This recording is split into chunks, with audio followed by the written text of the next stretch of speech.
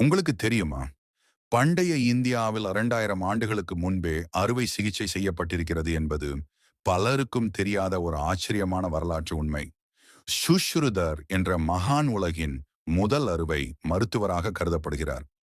அவர் எழுதிய சுஷ்ருத சம்ஹிதா என்ற நூலில் 300க்கும் மேற்பட்ட அறுவை கருவிகள் மற்றும் 100க்கும் அதிகமான அறுவை முறைகள் பற்றி விரிவாக விளக்கப்பட்டுள்ளது.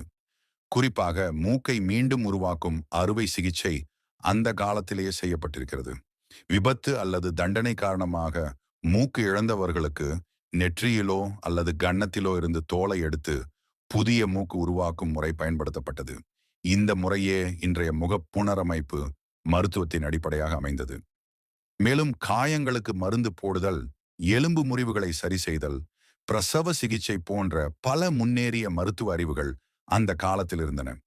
நவீன மருத்துவ கருவிகளோ மயக்க மருந்துகளோ இல்லாத காலத்திலேயே இவ்வளவு உயர்ந்த மருத்துவ அறிவு இருந்தது என்பது நமது பண்டைய முன்னோர்களின் அபார அறிவுத்திறனை வெளிப்படுத்துகிறது.